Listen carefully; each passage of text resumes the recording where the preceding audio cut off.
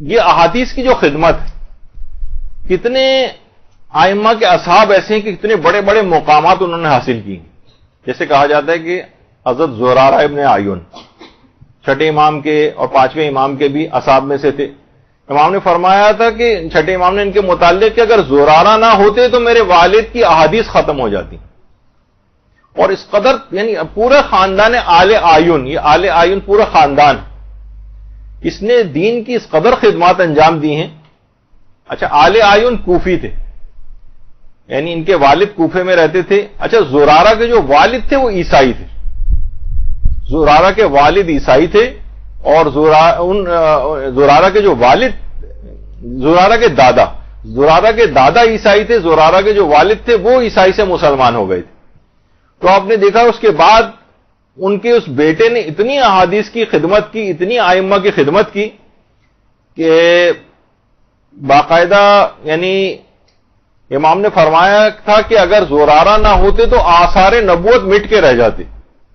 اتنی زیادہ خدمت کی. 2000 سے زائد 2084 کے قریب 2094 بلکہ احادیث زرارہ سے روایات کتابوں کے اندر آئی ہیں. ان کے دو بھائی بھی فقیہ تھے اور عالم تھے، ان کے بیٹے بھی فقیہ تھے. تو اس لحاظ سے روایات کے اندر بہت زیادہ، خود زرارہ جو ہیں قبرستان جنت البقیع میں کسی مقام پر دفن ہے. تو اتنے یعنی احادیث کی خدمت کی وجہ سے. تو آپ احادیث کی خدمت کیا کریں گی کہ ان کو حفظ کریں گی اور دیگر لوگوں تک اس کو پہنچائیں گی، برمحل ان کا انتخاب کر کے لوگوں کے سامنے اس کو ذکر کریں گی. یہ آپ کی احادیث کی خدمت ہوگی. اب اتنا وقت نہیں ہے ہمارے پاس، کچھ چیزیں اس کے اندر اور بھی تھیں کہ جو کہ بیان کرنی ہے، لیکن یہ کہ بہرحال بس اس کے اندر ایک بات یہ کہ بچوں کو بھی کوشش کریں کہ شروع سے اس بات کا عادی بنائیں. بچے جب تک مدرسے نہیں آئیں گے، مدرسۃ القائم میں بچوں کا بھی انتظام ہوتا ہے، کوشش کریں کہ اپنے خاندان، اپنے گھر کے بچے جو ہیں وہ اپنے علاقے کے بھی جو دینی مدارس ہیں وہاں پر ان کو داخل کروائیں، کیونکہ یہ بچپن سے ہی انسان ان چیزوں کا عادی بنتا ہے.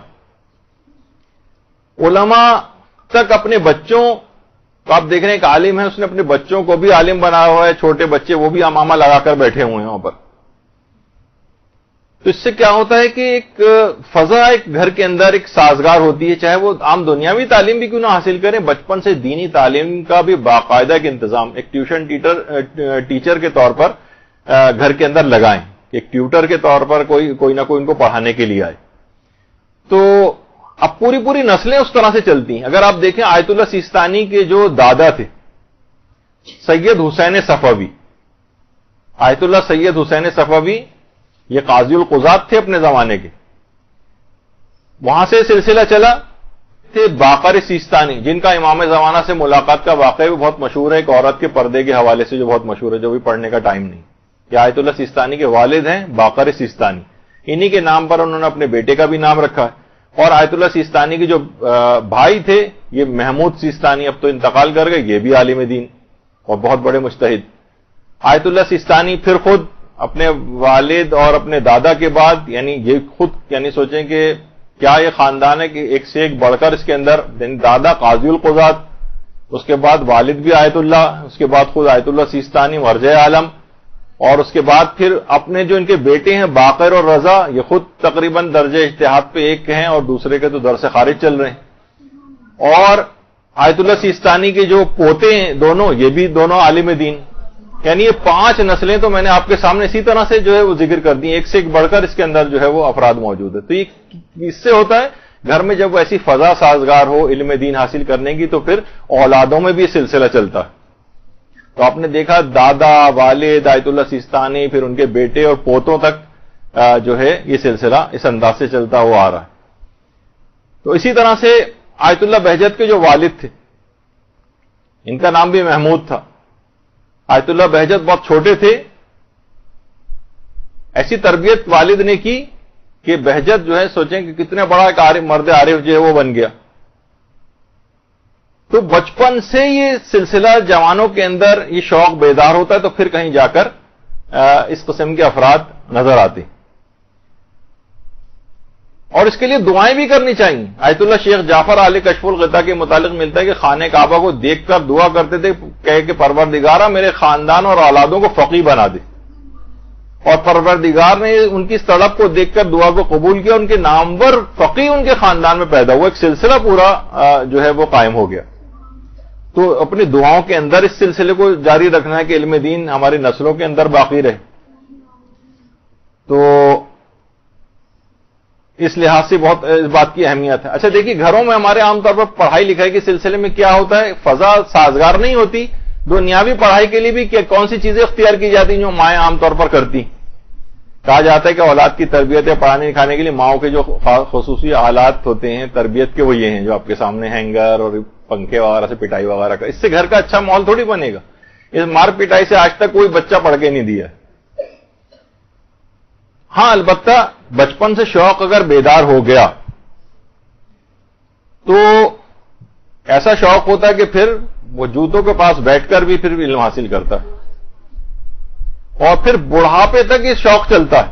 یعنی کتابوں کے ساتھ وہ بڑا عالم بن جائے گا. کتابوں کے ساتھ آپ دیکھیں بانو امین اصفہانی جو خواتین میں ایک خاتون جو مجتہدہ بنی اور ایسی عارفہ تھیں, وہ خود فرماتی ہیں کہ میرے علاقے میں حضرت اسرائیل کسی کی قبض روح کے لیے آتے ہیں تو مجھے اس کی اطلاع ہو جاتی کہ آج کس گھر میں تشریف لے گئے.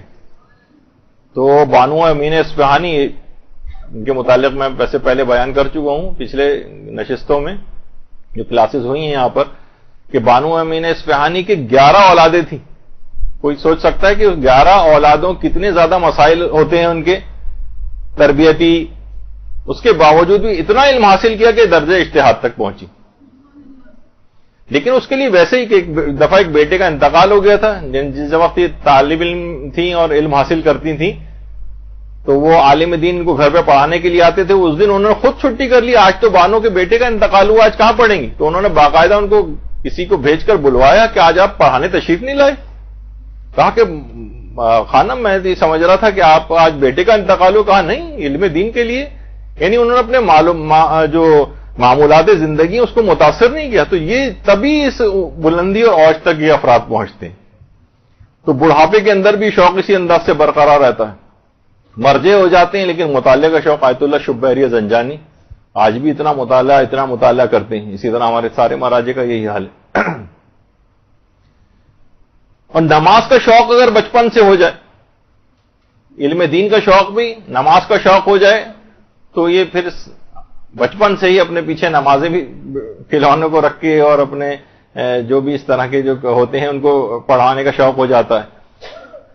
بچیاں ہیں ان کو اگر اس کا عادی بچپن سے بنایا جائے, علم دین کے لحاظ سے بھی ہے اور عبادت کے اعتبار سے بھی یہی بات ہے.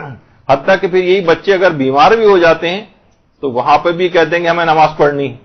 بچیاں بیمار ہو جاتی ہیں تب بھی اسی بیماری کی حالت میں اپنی کوئی نماز چھوڑنے کو تیار نہیں ہوتی. یہاں چھوٹے بچے جن کے پاؤں میں فریکچر وغیرہ ہو گیا ہے, وہ والدین اپنی گودوں میں اٹھا کے پاؤں پہ پلاسٹر بندھا ہوا ہے, وہ کہہ رہے ہیں گھر پہ رو رو کے اس نے ضد کی ہوئی کہ نہیں مجھے ہر صورت میں مدرسے جانا ہے. تو یہاں تک پھر ایسا ایک شوق جو ہے وہ بیدار ہو جاتا ہے. اور پھر جب یہ بوڑھے ہو جاتے ہیں اور کھڑے ہونے کے بھی قابل نہیں ہوتے تو نمازوں کو کسی صورت قضا نہیں ہوتے. لیٹ کے بھی نماز پڑھنے کی صورتحال ہوتی ہے تو لیٹ کر نماز پڑھتے ہیں. بیٹھ کر کتنے بزرگ ہو جائیں, اسپتالوں کے اندر ایڈمٹ ہو جائیں, لیکن اس کے باوجود بھی کھڑے ہونے کی بھی طاقت نہیں رہی تو بیٹھ کر اس انداز سے اپنی عبادت کو انجام دیتے ہیں. یعنی وہ شوق جو بچپن سے شروع ہوا تھا وہ کسی لمحے وہ شوق ختم ہونے نہیں آتا, چاہے وہ علم کا شوق ہو, عبادت کا شوق. تو اس لحاظ سے بہت ضرورت اس بات کی ہے.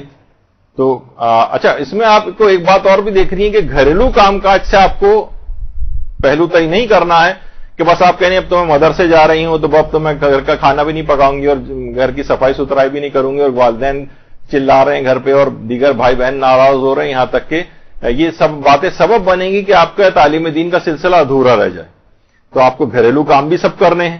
حتیٰ کہ کتنے ہمارے بزرگ علماء وغیرہ جو ہیں, لیکن نمازوں کے اعتبار سے بھی یہ بات جو سلائڈس رہ گئی تھی آپ کو دکھانی, کہ اگر عادت ہو جائے اس کی تو کسی بھی عہدے پر اور جاب پہ بھی انسان ہو وہاں پہ بھی اپنی نمازوں کو انجام دیتا ہے. تو گھریلو کام کاج کے اعتبار سے بھی ہمارے علماء ہیں, مثلا اس بزرگی کے عالم میں بھی اگر مثلا ان کو روٹی لینے جانا پڑ رہی ہے تو وہ گھریلو کام کرتے بھی نظر آتے ہیں. آیت اللہ نوری حمدانی یعنی مرجع تقلید ہیں، لیکن گھر کی سودا سلف لانا، سبزی لانا خود بازاروں میں جا کر لے کر آتے ہیں. تو معمولی سا علم حاصل کرنے کے لیے یہاں آنے کے لیے اب گھریلو کام کاج سے اپنے آپ کو کہیں کہ نہیں اب تو میں گھر کے کام نہیں کروں گی، یہ ایک اچھا رویہ نہیں ہوگا. برحمتک یا ارحم الراحمین وصلی اللہ علی محمد وآلہ الطاہرین.